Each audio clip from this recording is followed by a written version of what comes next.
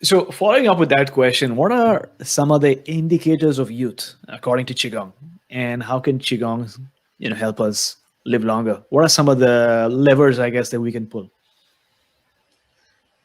The indicators of youth would be that we can move. We're fully mobile, Okay. so that's one. And that means that we can function in an everyday capacity using a full range of motion without pain. Okay. Would be to have a really good sense of balance. So I know that when kids are young, we would get worried they're going to hurt themselves, but most of the time they know what to do. They have quite a, once they've sort of developed their muscular responses, their balance is pretty good.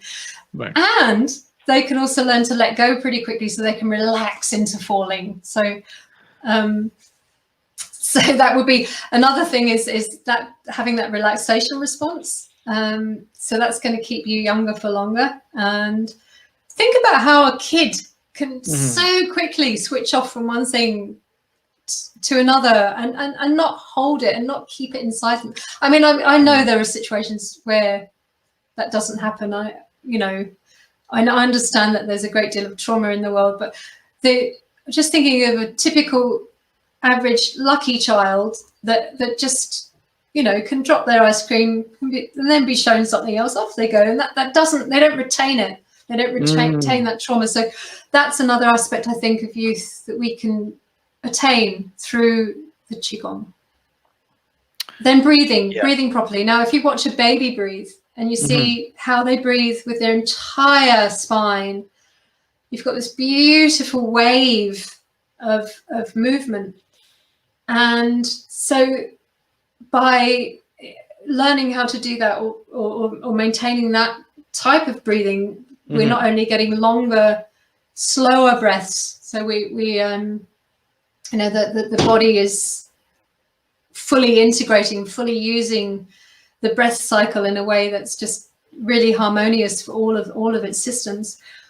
We're also, as I said before, pumping up the cerebrospinal fluid more effectively. So we're thinking better. We're less likely to, I guess, get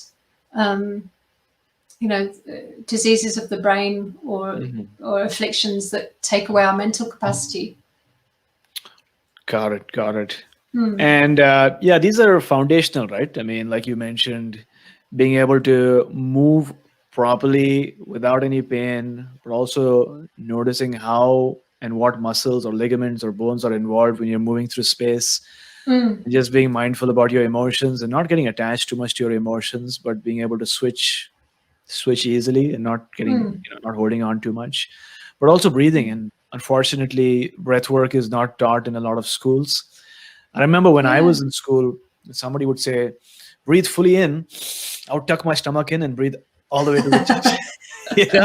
Now I know that's the bad way of breathing, because that activates your sympathetic nervous system, right? And unless you really breathe all the way down till your belly and your diaphragm, you're not really leveraging your parasympathetic response, which is the one that helps you really digest and heal and sleep better.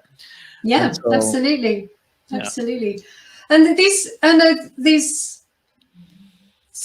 all these practices, they work on so many levels, and we can even just touch upon that we are utilizing the Jing, which is not just kidney energy, it's sexual energy as well, and that we can revitalize our sexual energy through the practices too.